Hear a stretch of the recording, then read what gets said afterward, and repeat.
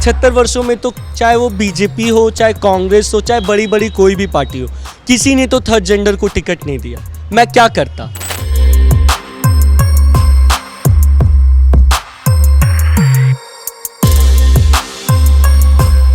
आज हम लोग क्या मांगते हैं उनसे? हम तो यही कह रहे हैं ना, हमें भी वोट दीजिए, हमें भी टिकट दीजिए। टिकट हमें क्यों नहीं दिया जा सकता?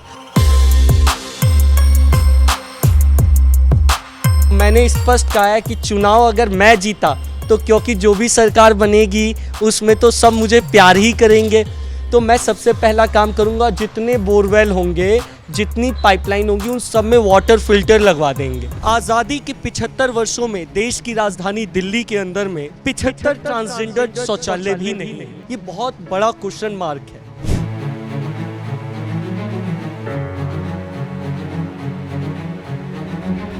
ये चप्पल इसलिए मैं नहीं पहनता कि मेरे को सिर्फ इसलिए कि मैं चुनाव में दिखाना चाहता हूँ।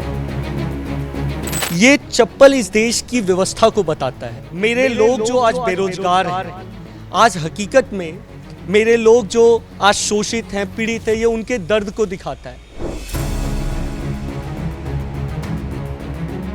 आदरणीय गृह मंत्री जी सबको सुरक्षा दिलाते हैं और सबको उन्होंने सुरक्षा भी दिलाया। मेरे को तो हाई कोर्ट से सुरक्षा दिलाया और उसके बाद भी दिल्ली पुलिस मेरे को सुरक्षा नहीं दे रही। डीसीपी साहब कहते हैं कि हमारे पास पुलिस स्टाफ की कमी है, जो डीसीपी है साउथ दिल्ली के।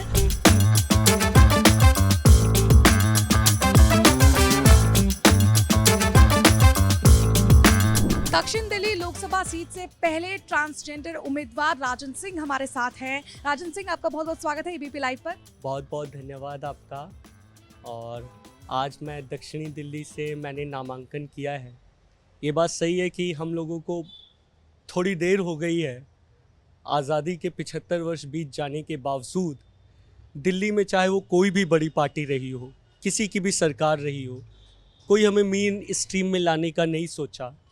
लेकिन भले ही आज़ादी के 75 वर्ष बाद कल जब मैंने नामांकन किया तो पूरे देश ने देखा कि किस तरीके से एक देश के अंदर में हम लोगों भी जो हमारी समस्याएं हैं, अब उनको उठाने के लिए, अपने स्वाभिमान के लिए हम लोग आगे आ रहे हैं। अच्छा, नामांकन करने जब गए तो देखा कि सैकड़ों वहाँ पे लोग थे, आपके समर्थक थे, आपके लिए आए थे और आपका अंदाज बहुत निराला था। टोपी पहनी थी, धोती पहनी थी, आभूषण थे और चप्पल भी नहीं थी। जैसे आप अभी इंटरव्यू दे रहे हैं तो अभी भी आपने चप्पल नहीं पहनी, क्या कारण है इसका? मैडम जी, 75 वर्षों में हम लोगों को सिर्फ और सिर्फ ये सोचा जाता है कि जो हमारा समाज है, जो ट्रांसजेंडर समुदाय है, जो किन्नर हैं, जो हिजड़ा हैं, चाहे वो एलजीबीटी के भी लोग हैं, उनको हमेशा सोचा जाता है या तो ये यौनकर्मी होंगे या ये बस स्टैंड के पास भिखारी हैं।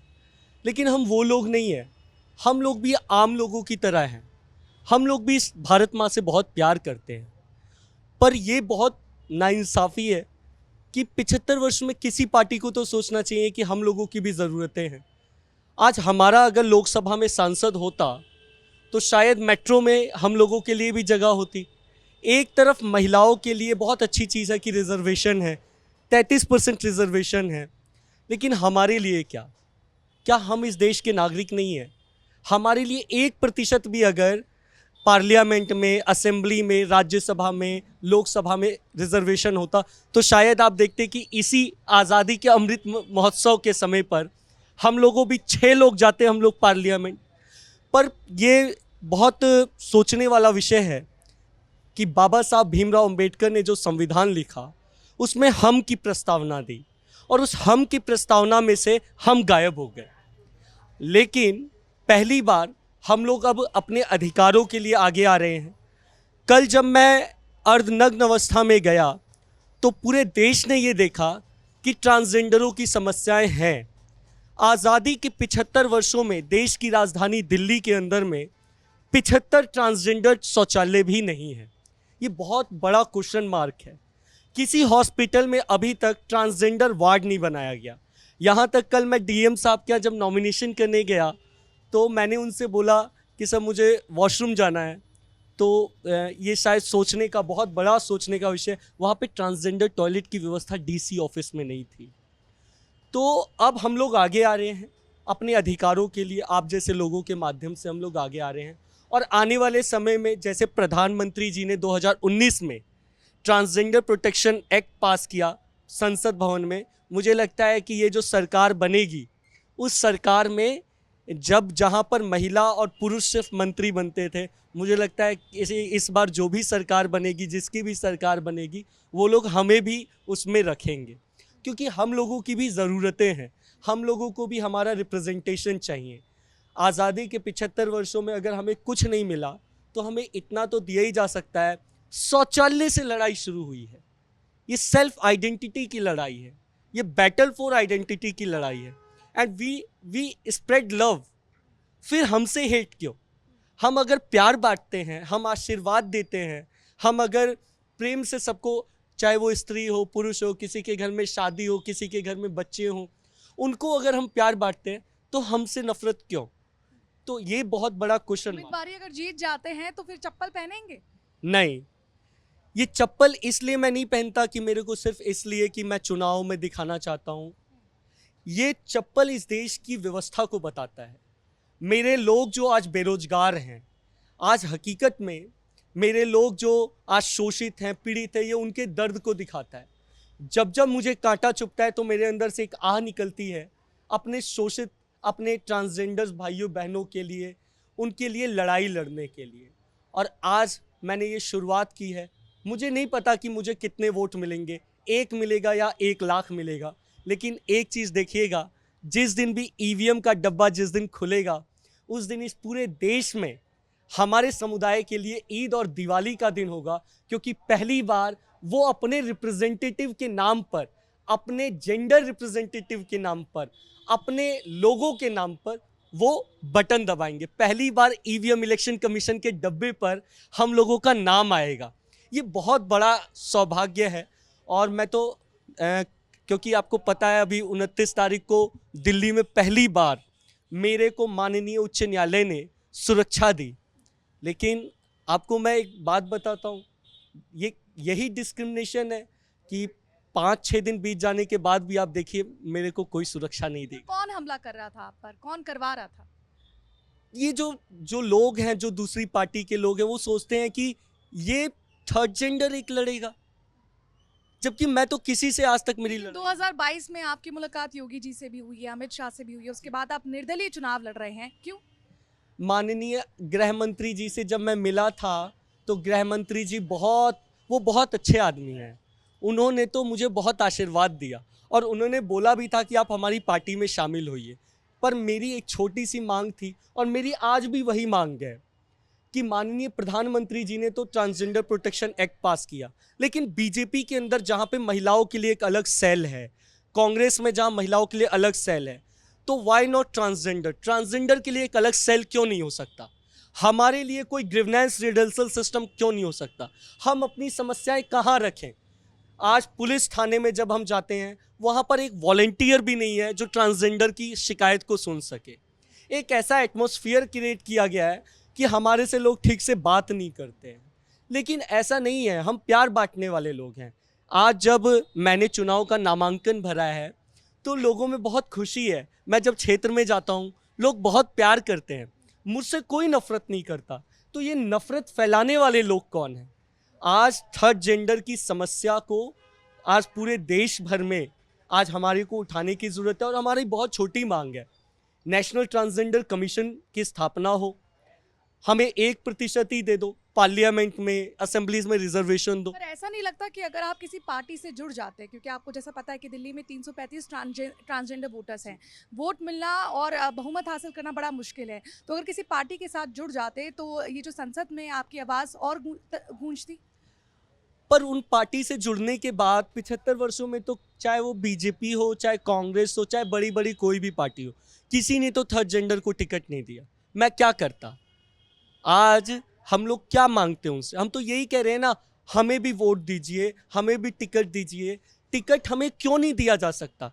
क्या हमारी 2 आंखें नहीं होती? क्या ट्रांसजेंडर कम्युनिटी के लिए कौन काम नहीं कर रहा? आम आदमी पार्टी काम नहीं कर रही, बीजेपी काम नहीं कर रही, मोदी जी तो खूब काम कर रहे हैं, उनसे तो मेरा दिल बहुत खुश रहता है, दिल से बताता। तो सोचा नहीं कि बीजेपी में शामिल हो जा? बीजेपी में मैं अभी भी बोल रहा हूँ, जिस दिन बीजेपी या कोई भी पार्टी ट्रांसजेंडर सेल का गठन करेगी, हम लोग तो कोशिश करेंगे। आज मैं झोली फैला फैला कर ये वोट मांग रहा हूँ, और ये वोट जितना भी मिलेगा transgender community, other community, male female का, मेरे को वोट मिलेगा, और आप देखिएगा बहुत वोट मिलेगा। ये वोट मैं बल्कि अपना जाकर उस पार्टी को हम लोग दे देंगे कि वो हमारे को स्वाभिमान तो दें। हमारे को, हम किसके पास जाएं? जब हमारे लिए ट्रांसजेंडर सेल ही नहीं है तो हम लोग जाएंगे किसके पास? आज स्पष्ट बात है कि हम लोगों को ट्रांसजेंडर कमीशन की ज़रूरत है, जहां हम अपनी बात रख सकें। हमारे जो एलजीबीटी के लोग हैं, हमारे जो थर्ड जेंडर लोग हैं, जो ट्रांसजेंडर लोग हैं, वो लोग साफ कह रहे हैं कि कोई हमारे लिए आगे तो आए कोई पार्टी, पर कोई पार्टी आ ही नहीं रही है।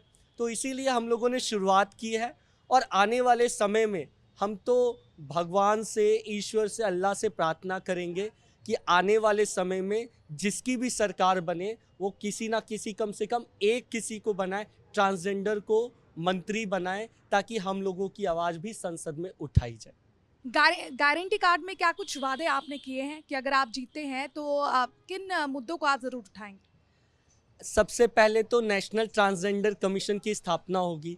आप सोचिए मैडम जी, यहाँ से जहाँ मैं चुनाव लड़ रहा हूँ, अगर मान लीजिए कोई दूसरी पार्टी के चुनाव जीतते हैं, चाहे वो आम आदमी के हों, चाहे बीजेपी के हों, चाहे कांग्रेस के हों, तो वो लोग सिर्फ सांसद या विधायक मंत्री बनेंगे। लेकिन अगर मैं चुनाव जीता, पूरे विश्व में भारत का कितना नाम होगा कि यहाँ के लोग कितना प्यार करते हैं। यहाँ के लोग भेदभाव के खिलाफ, इन्होंने एक ऐसी कम्युनिटी जिसको लोग छूना भी पसंद नहीं करते, उसको जिताया। तो ये एक बहुत बड़ा मुद्दा है, और मैं विश्वास से कह सकता हूँ कि नौकरी जिस तरीके से युवाओं की ज़रूरत है, महिलाओं की ज़रूरत है, हमारे ट्रांसजेंडर लोगों की भी ज़रूरत है। हमारे लोग भी पुलिस में जाना चाहते हैं, देश की सेवा के लिए सैनिक बनना चाहते हैं, वो भी इस देश में डॉक्टर बनना चाहते हैं। और हमारे लोग जब बनेंगे तो वो सबकी सेवा करेंगे, उनके अंदर तो बिल्कुल भेदभाव नहीं होगा। तो जब हमारा, तो बल्कि लोग हमें पहचानते हैं इसलिए कि ये आते हैं तो आशीर्वाद देते हैं, और हम लोग तो प्रेम बांटने के लिए निकले हैं। जहाँ तक प्रेम बटेगा, बस हम लोग प्रार्थना इतना करते हैं कि इस बार नहीं तो अगली बार आप देखिएगा एक बहुत बड़ा चेंज दिखेगा। ये बड़ी बड़ी पार्टी वाले लोगों को हमें टिकट देना पड़ेगा। गारंटी कार्ड में आपने क्या कुछ वादे किए हैं? गारंटी कार्ड का जो वादा है वो ये है, नेशनल ट्रांसजेंडर आयोग की स्थापना। जितने भी हमारे बुजुर्ग, किन्नर हैं या हिजड़े हैं, ट्रांसजेंडर हैं, एलजीबीटी के लोग हैं, उन सभी को 5,000 रुपया मासिक उनको पेंशन मिलेगी, जो बुजुर्ग 60 वर्ष से ऊपर के हो जाएंगे। और जो युवा लोग हैं, जो बेचारे जो पढ़े लिखे लोग हैं, उन सब के लिए हमने एक प्रोविज़न ला रहे हैं कि 25,000 नाइट गार्ड की नौकरी। जब उनको ये नौकरी मिल जाएगी, उनको रोज़गार मिल जाएगा, और लोग मोहल्लों में सुरक्षित भी रहेंगे। इसके अलावा पानी, मेरी माँ यहाँ रहती थी जब, तो वो हमेशा ना कट्टी में पानी भर के लाती थी। 10-10 दिन बाद जब पानी छान कर हम लोग पीते थे तो उसमें कीड़ा पड़ जाता था। अभी भी 10 दिन बाद, जो मेरा देवली क्षेत्र है, जो अंबेडकर नगर क्षेत्र है, जो संगम विहार क्षेत्र है, बदरपुर क्षेत्र है, प्रहलादपुर क्षेत्र है, यहाँ पे लोगों को साफ पानी नहीं मिल रहा। आज़ादी के 75 वर्ष बाद भी अगर हम लोग पानी की समस्या से जूझ रहे हैं तो हम लोग कहाँ हैं? तो मैंने स्पष्ट कहा है कि चुनाव अगर मैं जीता, तो क्योंकि जो भी सरकार बनेगी उसमें तो सब मुझे प्यार ही करेंगे, तो मैं सबसे पहला काम करूंगा, जितने बोरवेल होंगे, जितनी पाइपलाइन होंगी, उन सब में वाटर फिल्टर लगवा देंगे। इससे सबसे पहले सबको साफ पानी मिले, उनके घरों में रोजगार मिल जाए, बुजुर्ग माता पिता को पेंशन मिल जाए। अस्पतालों में हमारे लोगों को भी एक वार्ड दे देंगे, और जो बुजुर्ग होंगे उनके लिए भी वार्ड कर देंगे, महिलाओं के लिए और पुरुषों के लिए अलग वार्ड की व्यवस्था अभी है ही है। तो जब अच्छा स्वास्थ्य होगा, अच्छे पानी मिलेगा, रोजगार मिल जाएगा, तो समस्या ही कहाँ रहेगी। और संसद के अंदर में जब हम जैसे लोग होंगे, तो पूरे भारत के अंदर जो थर्ड जेंडर होंगे, उन सब की बात करेंगे हम लोग मेट्रो में उनके लिए सीट रिज़र्व करा देंगे, उनके लिए हम लोग बसों में सीट रिज़र्व करा देंगे। और सबसे महत्वपूर्ण चीज़, न्याय यही कहता है कि अगर हम लोग थर्ड जेंडर हैं तो भले ही हमें आधा हिस्सा मत दो, 1/3 हिस्सा तो देना चाहिए ना। तो ये मैं इसीलिए सबको बोलता हूँ कि कुछ नहीं तो अगर किसी को आधे से 75% दे रहे हो तो 25 ही हमें दे दो। तो हम लोगों की न्याय की ज़रूरत है। ट्रांसजेंडर समुदाय आज ये देख रहा है कि देश के अंदर में कौन सी पार्टी हमें न्याय देगी। जो पार्टी हमें न्याय देगी हम लोग उसके साथ होंगे। और क्या लगता है कि कौन सी पार्टी आपको न्याय दे रही है? अभी तक तो मोदी जी दिए हैं, अब देखिए आगे क्या होता है। हालांकि मुझे होम मिनिस्टर साहब बोले थे कि हम लोग नेशनल ट्रांसजेंडर आयोग की जैसे ही अब अगली बार सरकार बनेगी हम लोग नेशनल ट्रांसजेंडर आयोग बनाएंगे। और मुझे जब मैं योगी जी से भी मिला था वो बहुत खुश हुए थे। वो बोले थे कि हम लोग इसकी शुरुआत यूपी से करेंगे। और यूपी में भी देखिए, यूपी में तो उन्होंने अपनी बात को पूरा किया योगी जी ने। और उन्होंने ये पहली बार वहाँ पर हर जिला लेवल पे उन्होंने कमेटी बना दी है कि ट्रांसजेंडरों के साथ अगर कोई अन्याय होगा तो तत्काल उसको जेल भेजा जाएगा। ये खुद बोला योगी जी ने। तो अभी तक तो बीजेपी की सरकार उनको पूरा साथ दे रही है हम लोगों को। लेकिन इतना आप योगी मोदी और उनके नेतृत्व से इतना प्रभावित हैं, नामांकन भरने से पहले कोई एक कॉल तक नहीं आया आपके पास कि नहीं, मेरे को कॉल नहीं, मलाल है उसका? थोड़ा सा है।